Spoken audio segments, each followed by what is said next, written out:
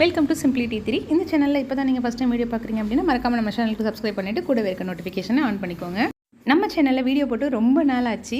இந்த video ready பண்ணுறதுக்கு கூட ரொம்ப ஸ்பெஷலான ஒரு ரீசன் இருக்குது. ஆமாம், அல்ஹம்துலில்லாஹ். நிறைய பேர் நம்மளோட வாட்ஸ்அப் ஸ்டேட்டஸ் பார்த்துருந்துருப்பீங்க, கண்டிப்பாக உங்களுக்கு தெரிஞ்சிருக்கும். ஆமாம், ரீசெண்டாக சென்னையில் ஒரு சின்னதாக ஒரு ரெகக்னேஷன் கிடச்சிருந்தது. நம்மளோட குட்டி எஃபர்ட்டுக்கு கூட ஒரு அழகான ஒரு ரெகக்னேஷன் கிடைக்கிறதுங்கிறது பெரிய விஷயம். அதே மாதிரி கிடைச்ச ஒரு விஷயம் தான் எனக்கு அவுட்ஸ்டாண்டிங் ஹோம் பேக்கர் அவார்டு அப்படிங்கிறது நம்மளுக்கு கொடுத்துருந்தாங்க. இதை ரிசீவ் பண்ணுறதுக்காக நாங்கள் எப்படி கிளம்பணும், எங்கே போகணும் அப்படிங்கிறதெல்லாம் உங்களுக்கு இந்த வீடியோவில் நான் கொடுத்துருக்கேன். கண்டிப்பாக பாருங்கள். லாஸ்ட் மந்த் 26 நம்மளுக்கு அதை அனௌன்ஸ் பண்ணிட்டாங்க. இருந்தாலும் நான் வெளியில் யார்கிட்டையுமே சொல்லலை. இது நிஜமாகவே இப்படி தான் கொடுக்குறாங்களா, இல்லை எதுவும் ப்ராங்க் பண்ணுறாங்களா யாரும் அப்படிங்கிற ஒரு சின்ன டவுட் இருந்துகிட்டே இருந்துச்சு. லாஸ்ட் மினிட் நான் போய் அங்கே சென்னையில் இறங்கி அந்த வென்யூக்கு போகிற வரைக்குமே எனக்கு ரொம்ப அது ஒருவேளை யாரும் ப்ராங்க் பண்ணிடுவாங்களோ அப்படிங்கிற டவுட்லேயே தான் நான் போயிட்டுருந்தேன். அதனால தான் நான் யாருக்குமே நான் டிஸ்க்ளோஸ் பண்ணவே இல்லை. அங்கே போய் அந்த பேனர் பார்த்த பிறகு தான் நான் நிஜமாகவே ஓகே நம்மளுக்கும் ஒரு ரெகக்னேஷன் கொடுக்குறாங்க அப்படிங்கிற ஒரு ஹாப்பினஸோட அன்றைக்கி போஸ்ட் பண்ணேன். மார்னிங் தான் போஸ்ட் பண்ணேனே. இந்த ரெகக்னேஷன் கிடைக்கிறது சென்னையில் அப்படிங்கிறதுனால மார்னிங் 8:30க்கெலாம் வென்யூவில் இருக்கணும் அப்படின்னு எங்களுக்கு இன்ஃபார்ம் பண்ணியிருந்தாங்க. அதனால நைட்டு நாங்கள் கிளம்பியிருந்தோம்.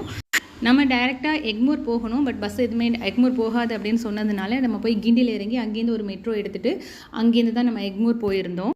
காலையில் 4:30க்கெலாம் போய் இறக்கி விட்டுட்டாங்க. அங்கே அப்படியே மெட்ரோவுக்கு போனால் அங்கே யாருமே இல்லை. அப்புறம் வெயிட் பண்ணி இருந்துட்டு அதுக்கு பிறகு தான் டிக்கெட் எடுத்துருந்தோம். டிக்கெட்டை பார்த்தா உங்களுக்கு தெரியும், ஒரு 4:45க்கு தான் கொடுத்துருந்தாங்க. போய் நீங்கள் வெயிட் பண்ணுங்கள், 5 மணிக்கு தான் ஸ்டார்ட் பண்ணுவாங்க அப்படின்னு சொன்னாங்க.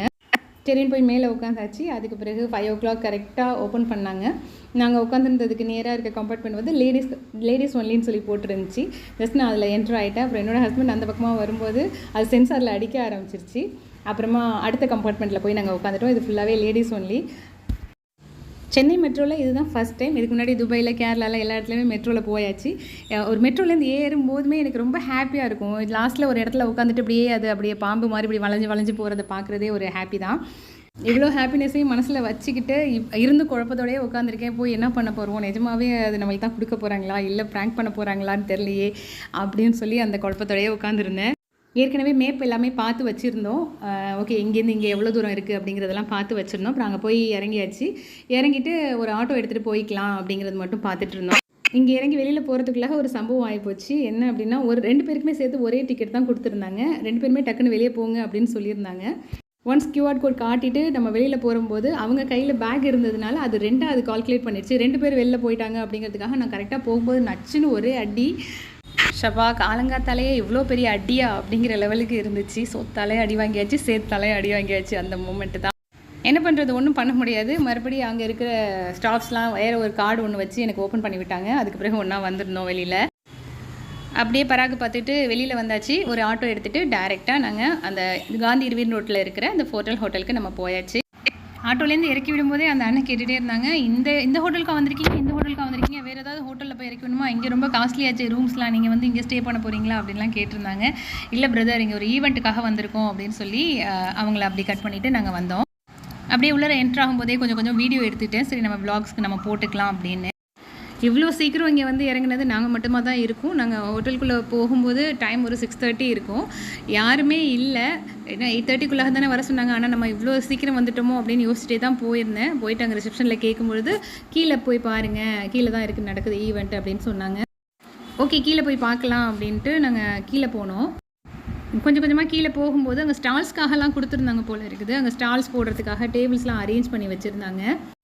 அதையும் அப்படியே கொஞ்சமாக ரெக்கார்ட் பண்ணிக்கிட்டு வ்ளாக்ஸ் யூஸ் பண்ணிக்குவோம் அப்படின்னு போனோம். அப்போ எனக்கு முன்னாடியே அங்கே நிறைய பேர் ஸ்டால்ஸ் போகிறதுக்காக அவங்களோட மெட்டீரியல்ஸ்லாம் கொண்டு வந்து டேபிள்ஸ் மேலே வச்சுருந்தாங்க. அப்போ நம்ம தான் ஃபஸ்ட்டு வந்தோம்னு நினச்சிட்டு இருந்தோம். இப்போ நம்மளுக்கு முன்னாடியே யாரும் வந்திருக்காங்கப்பா அப்படின்னு ஒரு மன ஆறுதலோடையே மறுபடியும் கீழே ஃபுல்லாகவே போய் பார்த்துட்டு இருந்தோம். கீழே போகும்போது தான் தெரிஞ்சது இப்போ தான் அங்கே எல்லாமே செட் பண்ணிகிட்டு இருக்காங்க அப்படின்னு. சரி, அவங்கள டிஸ்டர்ப் பண்ண வேணாம் அப்படின்னு அவங்கள்ட்ட கேட்டுக்கிட்டு நீங்கள் கொஞ்சம் லாபியில் வெயிட் பண்ணுங்கள், 8:30க்கு நீங்கள் கீழே வந்தால் போதும் அப்படின்னாங்க. சரின்னு நாங்கள் கொஞ்சம் மேலே வந்துவிட்டோம். இப்படி மேலே உட்காந்த பிறகு தான் அப்படியே ரிலாக்ஸாக அல்ஹம்துலில்லாஹ்னு இருந்துச்சு. அப்புறமா தான் எல்லாருக்குமே கால் பண்ணி நான் இங்கே வந்துட்டேன் அப்படின்னு அதை இன்ஃபார்ம் பண்ணிவிட்டு அதுக்கு பிறகு தான் நான் ஸ்டேட்டஸே போட்டேன். டைம் ஆக கொஞ்சமாக வர ஆரம்பிச்சிருந்தாங்க. கிருஷ்ணகிரி, ஓசூர், திருநெல்வேலி இதே மாதிரிலாம் நிறைய பேர் வந்திருந்தாங்க. இந்த ஃபோட்டோவில் வந்திருக்கவங்க கிருஷ்ணகிரிலேருந்து வந்திருந்தாங்க. இவங்களும் நானும் ரொம்ப நேரமாக அந்த லாபியில் வெயிட் பண்ணிட்டு இருந்ததுனால ரொம்ப திக் ஃப்ரெண்ட் ஆகிட்டோம். இப்போயும் வாட்ஸ்அப் பண்ணிவிட்டு நாங்கள் 2 பேரும் பேசிக்கிட்டு இருப்போம். அப்புறமா கீழே ஃபங்க்ஷன் ஸ்டார்ட் ஆக போகுது, கீழே போங்க அப்படின்னு சொன்னாங்க. ஓகேன்னு எல்லாமே கீழே இறங்கி வந்துட்டோம். கீழே வந்து அவங்களோட பிளேஸில் நாங்கள் உட்காந்துட்டோம். அதுக்கு பிறகு சீஃப் கெஸ்ட் வந்திருந்தாங்க. டெர்பி ஜீன்ஸோட founder and CEO mister Vijay Kapoor வந்திருந்தார்.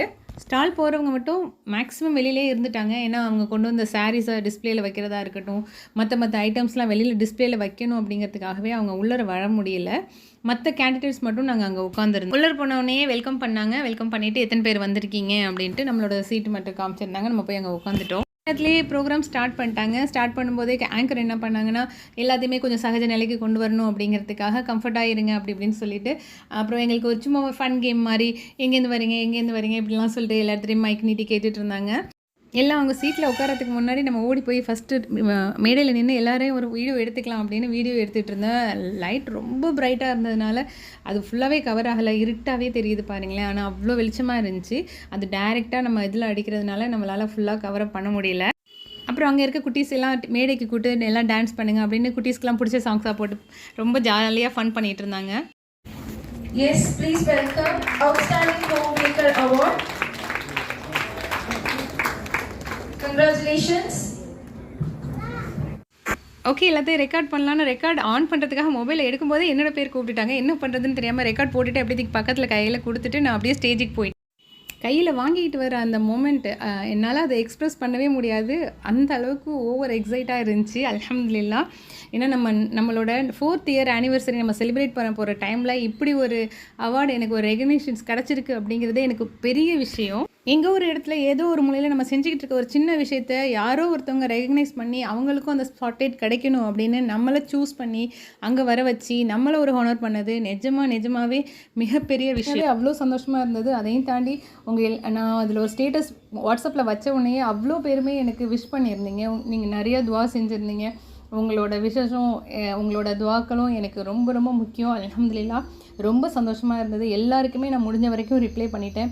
இன்கேஸ் யாரையாவது நான் விட்டுருந்தேன் அப்படின்னா நிஜமாகவே சாரி. நிறைய மெசேஜஸில் வந்து ஏதாவது ஒரு இடத்துல நகர்ந்து போயிருந்திருக்கும், அப்படியே கீழே போயிருந்திருக்கும். கண்டிப்பாக நான் பார்த்தோன்னே உங்களுக்கு நான் கண்டிப்பாக ரிப்ளை பண்ணுவேன். இன்ஷா அல்லாஹ். இந்த வீடியோ உங்களுக்கு பிடிச்சிருக்குன்னு நான் நம்புகிறேன்.